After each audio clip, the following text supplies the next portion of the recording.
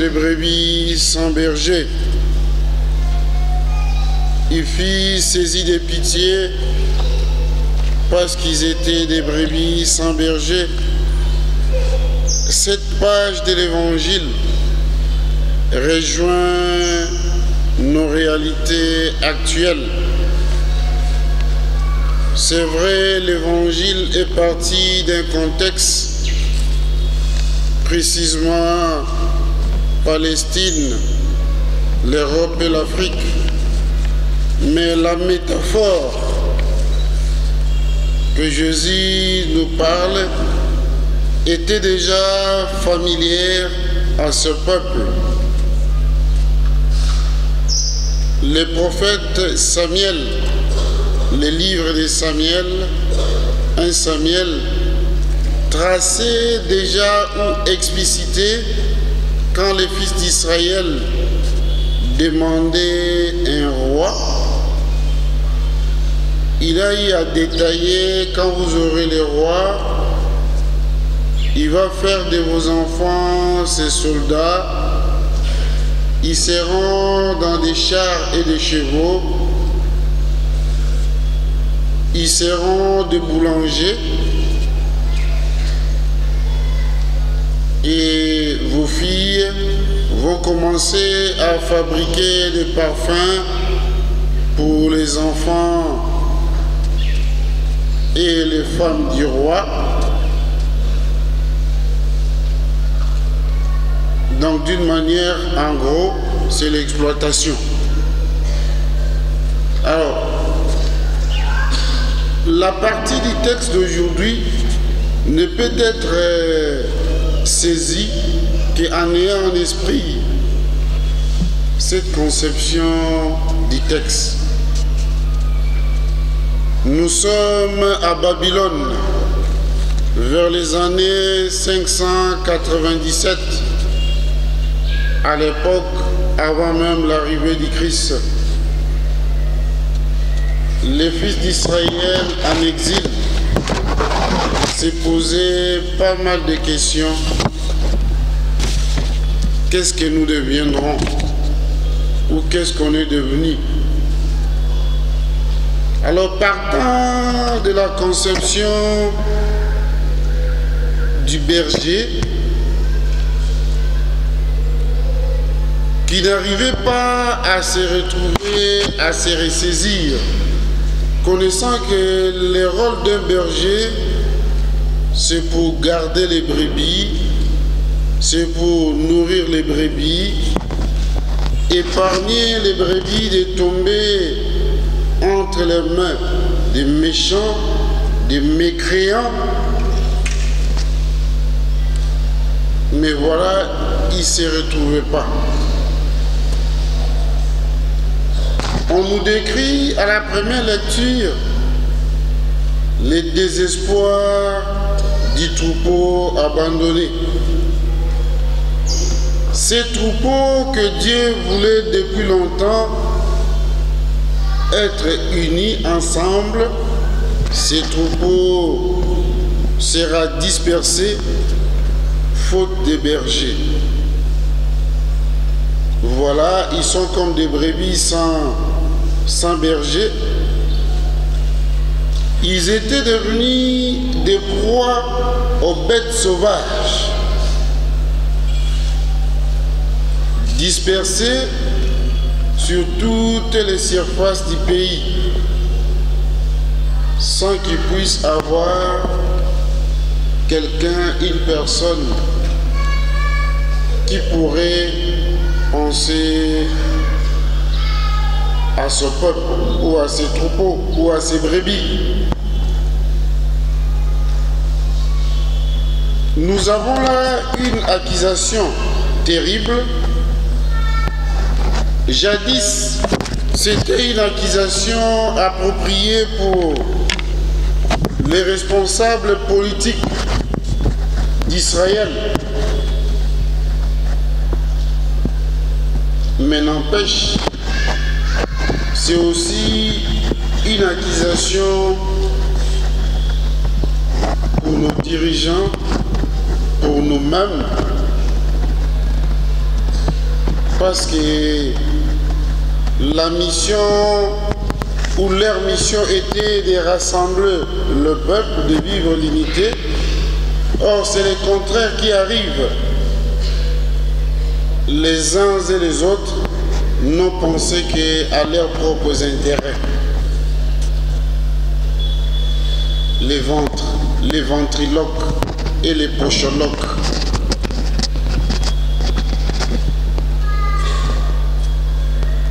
Les détournoloques.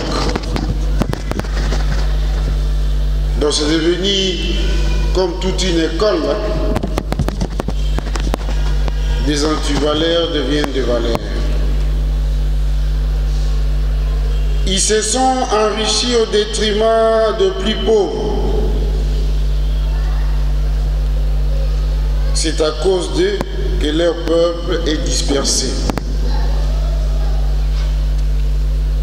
La grande priorité de Dieu, c'est le bonheur de son peuple.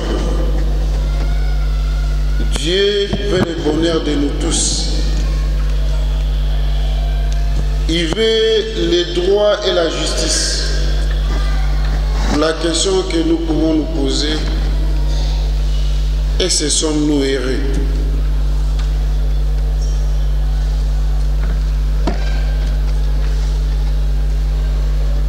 Est-ce qu'avons-nous une justice? Une justice à double vitesse. On nous intimide avec les chiens loques.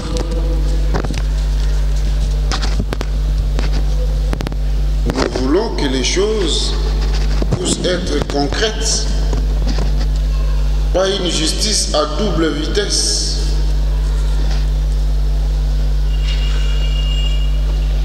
Dieu attend de nous que nous vivions ensemble comme des frères, que chacun de nous puisse manger ne serait-ce qu'un pain. C'est ça la justice distributive. Mais du matin au soir, nous allons constater qu'il y a un groupe de gens qui criaillent. Ils criaillent, ou ils crient. Ils retournent chez lui, il manque même un verre d'eau pour boire, pour avaler. Mais il défend quelqu'un. Le culte à la personnalité.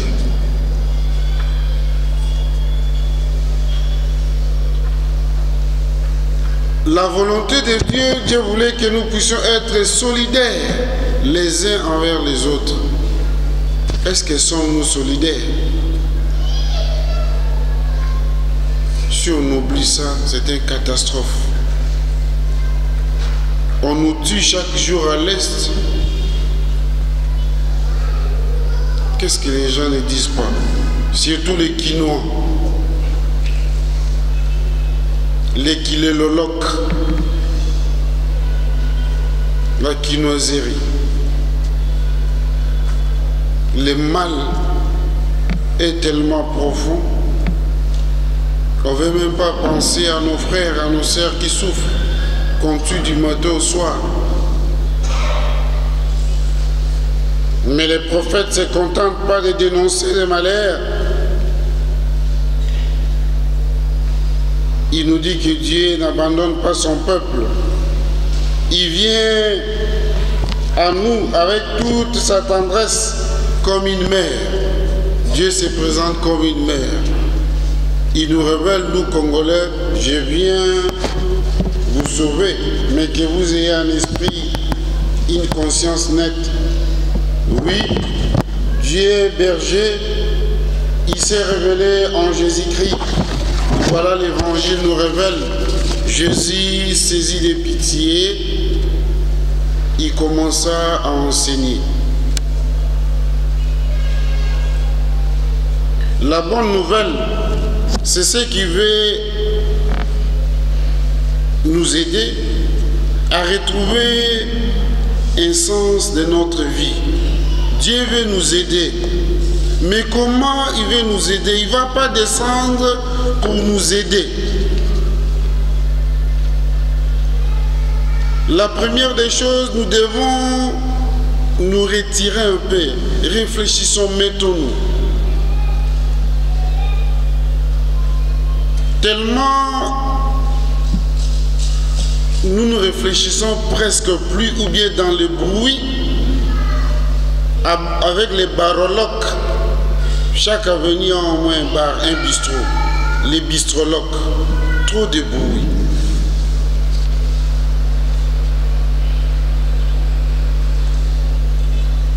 Il n'y a même pas un temps de solitude pour réfléchir pour demain. L'espérance de Dieu est là, l'espérance est là. Mais nous ne pourrons pas construire une nation, un pays dans le bruit. Les réseaux sociaux, n'en parlons même pas. Quand j'étais ici, j'avais fait presque un partage sur les réseaux sociaux. Je pense que, excusez-moi, nous les Congolais,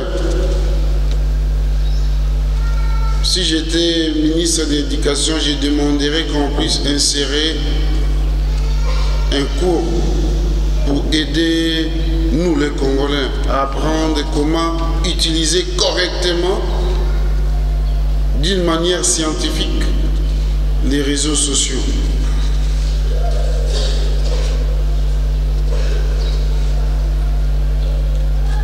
Nous ne savons pas encore, nous sommes loin. Nous sommes perdus. Que c'est qu'il faut comprendre que Jésus ne vient pas faire le chemin, comme je le disais, à notre place.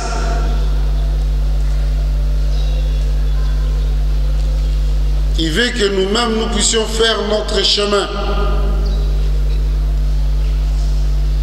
Jésus ne veut pas, suivez-moi très bien, nous ne sommes pas comme les gens des sectes qui, à des fois, ils sont bourrés de notions chimériques.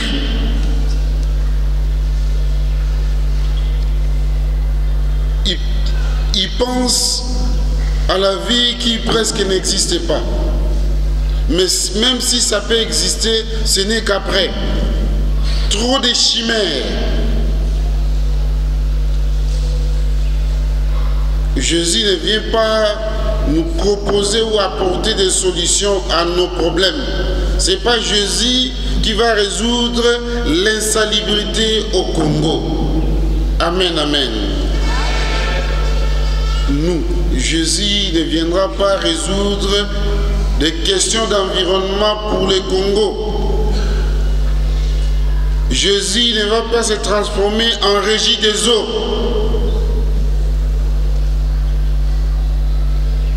Nous devons résoudre nos problèmes nous-mêmes.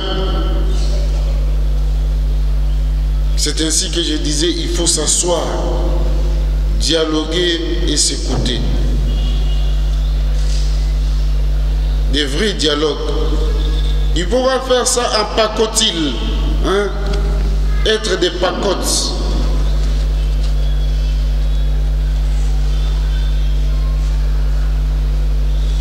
On dialogue avec un amour sincère. Le berger, ce ne sont pas seulement les pasteurs, les prêtres. Chacun de nous est berger pour l'autre.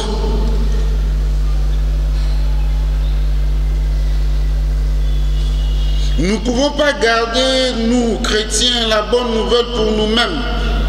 C'est ce que le Christ nous révèle. Nous devons aller vers les autres.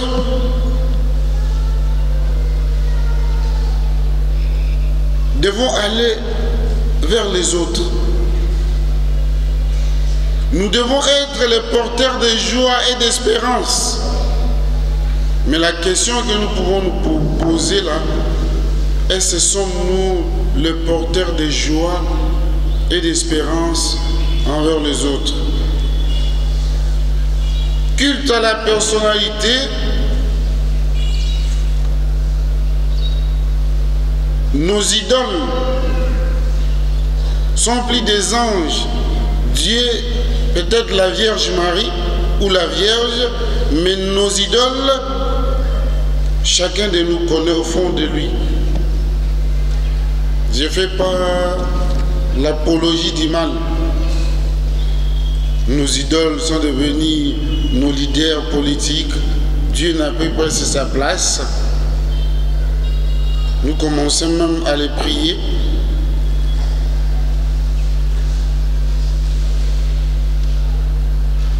Porteurs de joie et d'espérance. Sommes-nous porteurs de joie et d'espérance?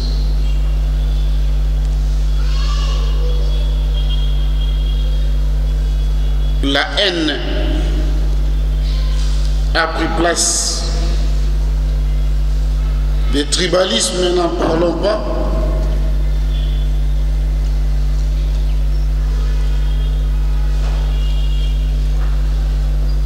Le Christ ne veut pas ça. Le Christ attend de nous les qualités d'amour. Un amour propre, sans intérêt. C'est ainsi que Saint Paul, dans sa lettre aux Éphésiens, il nous apporte un éclairage nouveau sur le Christ et sa mission. Le Christ se présente à nous comme un grand rassembleur. Par son sacrifice, il réalise l'unité du genre humain, brisé par le péché. Tous nous sommes pécheurs, mais en Jésus, nous sommes sauvés. Amen, amen. Le Christ est à nous, on s'est dit chrétien, parce que le Christ est mort pour moi, pour l'autre et pour chacun de nous. Pourquoi nationalisons-nous des choses qu'on ne peut pas nationaliser? Dans des bouches des chrétiens, on trouve les mots tribalisme, haine, mensonge, division, ségrégation.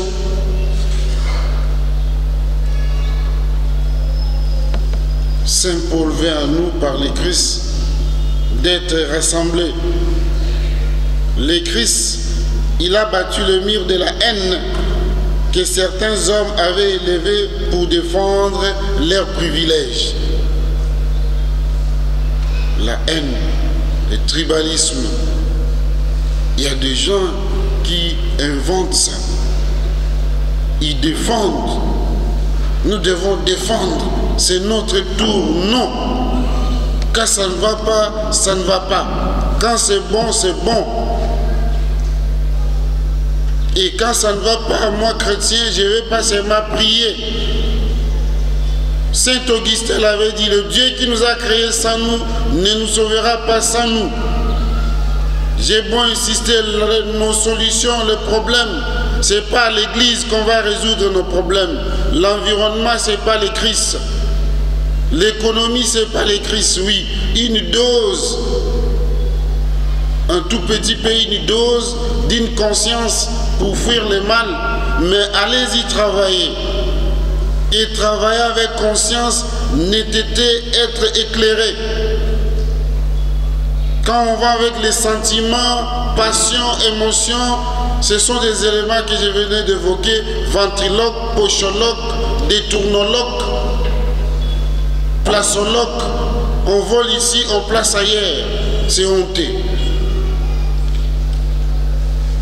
Et ces gens-là, ils partagent avec nous, ils viennent aussi chez moi, chez les frères. Moi, quand ils viennent, je dis non, quand c'est faux, c'est faux. Victoire dans le Christ a vaincu le mal, les choses négatives, hein, parce qu'il voulait porter une autre lumière, une autre lecture. C'est ce que Saint Paul révèle ici. Si j'aime le Congo, je ne détournerai pas. Si j'aime le Congo, je ne serai pas ventrologue, pochologue. Si j'aime le Congo, je respecterai l'environnement. Je ne vais pas jeter la poubelle dans les caniveaux. Si j'aime le Congo, je ne vais pas inventer des prix. Parce que le président ne peut pas être partout. Tu achètes quelque chose à 10 000, tu veux vendre à 100 000 francs pour gagner 900%. Mais tu te dis Congolais. Où allons-nous?